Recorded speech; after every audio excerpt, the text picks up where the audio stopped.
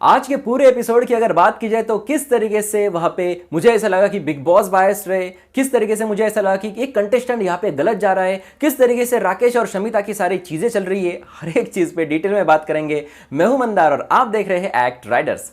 बात की जाए तो आज के शो की शुरुआत में शमिता ये कहती है कि मुझे प्यार चाहिए था और वो मुझे कंट्रोल कर रहा है, यानी कि वो दुखी है, वो दर्द में है। और राकेश आप क्या कर रहे हो, आप उसको प्यार दीजिए, लेकिन वो आप उसको कंट्रोल क्यों कर रहे हो। जी हाँ, शमिता को सिर्फ एक लाइन पर वहां पे शमिता भड़की हुई है जहां पर इन्होंने इनके साथ आर्ग्यूमेंट किया था। जी हाँ, यानी कि शमिता का यह कहना था, कल के एपिसोड में आपको बताना चाहता हूं कि आप दिव्या के साथ बात ना करें, और वहां पे राकेश ने यह कहा था कि मेरी मर्जी, ये मेरा खुद का इंडिविजुअल गेम है और मुझे जो चाहे मैं करूंगा। जी हाँ, तो यहाँ पे राकेश की यह बातें हर्ट हुई, शमिता को हर्ट तो होगी क्योंकि ईगो पे हर एक बात वो अपने ईगो पे ही लेती है, और इस वजह से वहां पे वो हर्ट तो हो गई थी। आज पूरे एपिसोड में देखा जाए तो राकेश भी मायूस और शमिता भी मायूस, दोनों भी मायूस। तो उसके बाद शमिता इसी मासूम चेहरे से उन्होंने उनकी एक पूर्व, जब वो 18 साल की थी तब की एक बात बताई कि जब वो 18 साल की थी तब उनके एक बॉयफ्रेंड थे, उनकी कार एक्सीडेंट में मौत हो गई। जी हाँ, जो सेंसिटिव चीज़ें होती है वो मैं सेंसिटिव ही लेता हूँ, उसको मैं वहाँ पे फ़नी वे में नहीं रखना चाहता, और ये चीज़ इन्होंने बताई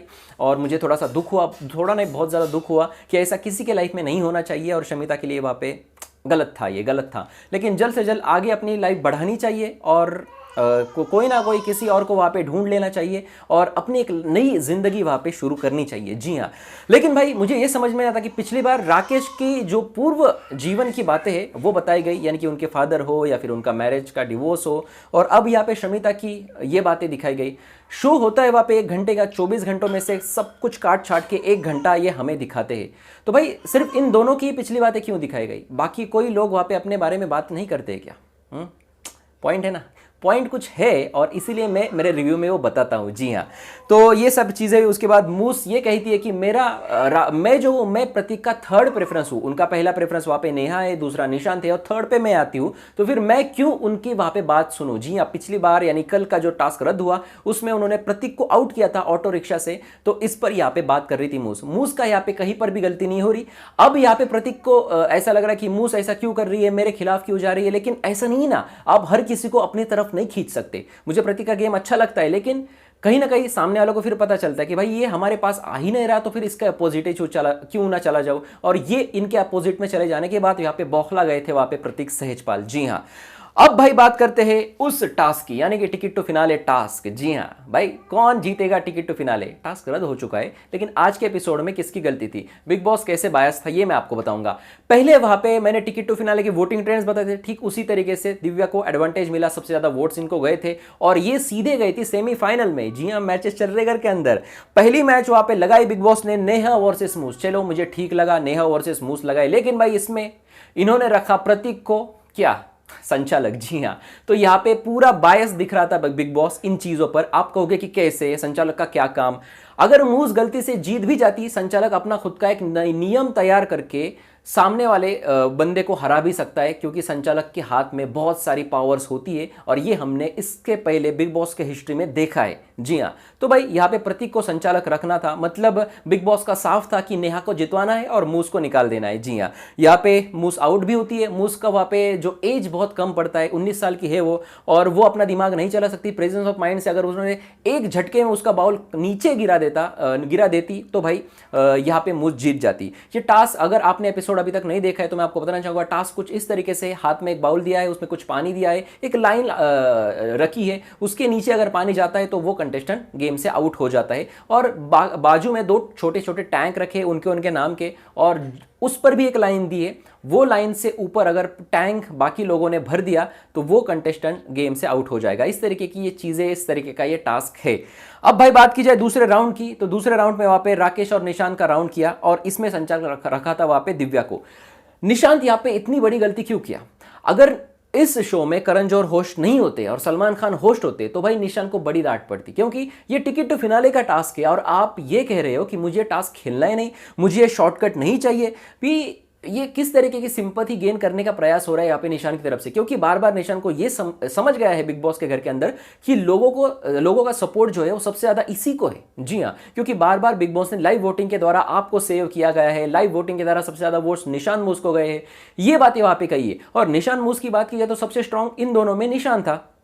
तो निशान को ऐसा लगता है कि हम इस गेम के चाणक्य बन चुके हैं और ये गेम तो मुझे खेलना ही नहीं है और आई don't want shortcuts in my life, इस तरीके से उन्होंने लाइन कही। एकदम से खराब गेम था। निशान अब तक बहुत अच्छे जा रहे हैं, लेकिन टिकट टू फिनाले का टास्क उसको खेलना ही चाहिए था। आपको यहाँ पे छोटे छोटे पड़ाव पार करके ही यहाँ पे फिनाले में जा सकते हैं ना। अब ये सेमीफाइनल होगा, फिर फाइनल होगा, इस तरीके के मैचेस रखे तो आपको ये टिकट के लिए संघर्ष ही करना था। ये कोई शॉर्टकट था ही नहीं। आपके प्रतिद्वंदी से आपको लड़ना था, झगड़ना था, लेकिन आपने कुछ अलग ही वहां पे ऑडियंस को दिखाया कि हम कुछ और है। जी हाँ, हम है, बाकी सब पानी कम है और हम जो है हमें पब्लिक ही बचाएगी। तो पब्लिक को इस तरीके से ग्रांटेड रखना मुझे कुछ अच्छा नहीं लगा। अगर आप निशान के फैंस हैं तो भाई आप ही बताइए क्या उसने सही किया या गलत किया, क्योंकि खुद का ही वहां पे पानी नीचे डालना मतलब ऐसा है कि मैच चल रही है और खुद ही स्टंप को अपनी बैट लगा देना। जी हाँ, तो इस तरीके से कुछ निशांत ने किया और ये बहुत गलत था। और उसके बाद निशांत आउट हो जाता है। दिव्या के लिए डिसीजन बहुत ही आसान था। तीसरा जो गेम था वो था वहां पे प्रतीक और शमिता का। और शमिता को कुछ समझने से पहले ही वहां पे प्रतीक ने उसका जो जार है, जो उसका बाउल है, वहां पे हिला हिला के पूरा नीचे, वो भी खुद नीचे गिर गई और वो यही कहती रही, ये क्या कर रहे हो, ये क्या कर रहे हो, ये क्या कर रहे हो। खाना खा रहा था वो वहां पे, प्रतीक सेजपाल वह गुलाब जामुन खा रहा था। वो क्या कर रहा था, वो टास्क खेल रहा था। आपको आपके पास वहां पे दूसरे का, आप भी उसका गिराने का वहां पे कोशिश कर सकती थी, लेकिन आपने नहीं किया और आप उसको बार बार ये कह रहे हो कि क्या कर रहे हो, आप क्या कर रहे हो। टास्क खेलने है, टास्क ही खेल रहा है ना वो। तो ये शमिता की कुछ चीजें हैं जो मुझे समझ में नहीं आती, क्योंकि ये टास्क इतनी शिद्दत से क्यों नहीं खेलती, क्योंकि इनको मिनिमम विक्स की गारंटी है। एक बार इसका शो में जिक्र भी हुआ है कि मुझे एमजी मिली है और ये जिक्र शो में हुआ था। ये हमें बात किसकी तरफ से पता चली, अक्षरा सिंह से, जिसका अनफेयर इविक्शन हुआ था और जिसका एक छोटा सा इंटरव्यू पब्लिक में आउट हुआ था। जी हाँ, और ये सारी चीजें मैं इंस्टा पे शेयर करता हूं। चाहते तो आप हमारे इंस्टाग्राम @radar06 को फॉलो कर सकते हैं, उसकी लिंक वीडियो के डिस्क्रिप्शन में ही है।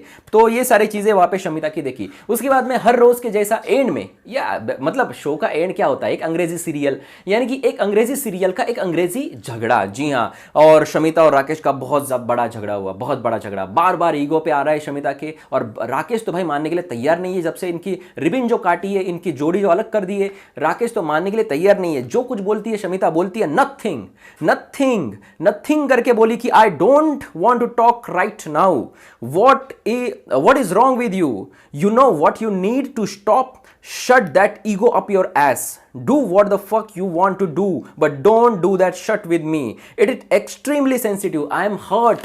भाई इतनी ज़्यादा अंग्रेजी भाई मेरे समझ के परे, इसलिए मैं लिख के लेता हूँ भाई ये क्या क्या वर्ड्स कह रही है।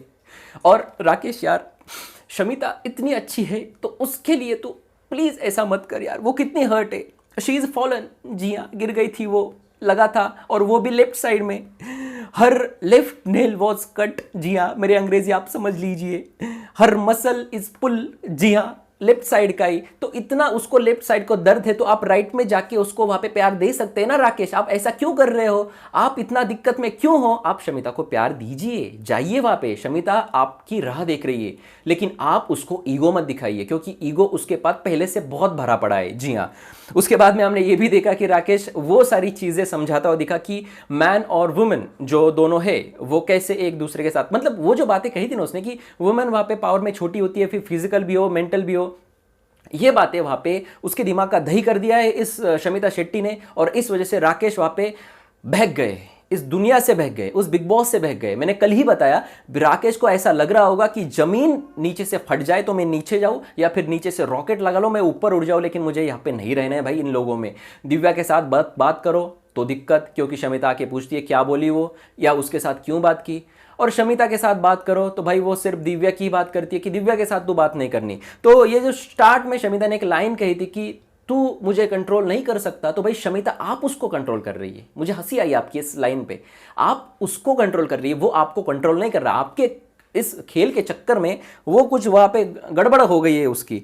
उसके बाद राकेश का जो गुस्सा है वो फूटा वहां पे प्रतीक सहजपाल पे। जी हाँ, तीन ही लड़के घर के अंदर है, एक निशान भट्ट और एक राकेश और एक प्रतीक सहजपाल। और राकेश ने कहा कि मुझे बोलना बिल्कुल आता नहीं भाई निशान, तुझे पता है मैं हाथ से जवाब देता हूँ, मुझे गुस्सा बहुत आता है, मैं इसको मारूंगा, इसको चलने लायक नहीं रखूंगा, और मेरा हाथ चलता है, इसको तमीज़ नहीं है। भाई बहुत सारी बातें कही इसने, मेरा अगर दिमाग खराब हो गया तो मैं इसको मार दूंगा भाई प्रतीक सहजपाल को। यानी कि राकेश बहुत गुस्सा दिखाने वाला है प्रतीक सहजपाल पे। लेकिन प्रतीक सहजपाल क्या वहाँ पे नीचे बैठ के क्या आप मारोगे तो वो क्या वहाँ पे लेते रहेगा? हाँ, मतलब क्या चूड़िया पहनी क्या उसने? तो भाई ये सारी चीज़ें उसके घर में, बिग बॉस के घर में कहना कि मुझे यहाँ पे बोलने नहीं आता, मेरा हाथ चलता है, फिर आप क्यों आए बिग बॉस के घर में अगर आपका हाथ ही चलता है तो? और अब तक आपने हाथ उठाने तक आपकी बात क्यों नहीं आई अभी तक? आप तो आर्ग्यूमेंट भी नहीं करते तो आपका हाथ कैसे उठेगा? जी हाँ, तो ये वहाँ पे राकेश की कुछ चीज़ें जो मुझे पसंद नहीं आई वो मैं आपको बताना चाहूँगा। और निशान ने वहाँ पे साफ कहा कि हमारे दोनों की फ्रेंडशिप जो है वो 15 साल की है, लेकिन भाई मेरी दोस्ती वहाँ पे प्रतीक सहजपाल के साथ हुई है तो हुई है ना भाई। तू आके मुझे नहीं बता सकता कि किसके साथ वहाँ पे फ्रेंडशिप करनी है और किसके साथ नहीं। जी हाँ, तो कुल मिलाकर आज के एपिसोड में इतना ही था। मैंने हर एक पॉइंट लेने की कोशिश की और जितना मुझे लगा वो सारी चीज़ें आपके सामने रखी। अब ये टिकट टू फिनाले टास्क कल के एपिसोड में आपको रद्द होता दिखेगा, क्योंकि जो बिग बॉस के कार्य में इन्होंने दखलंदाजी की है, इस तरीके से बिग बॉस का कहना है, यानी प्रतीक सहजपाल ने।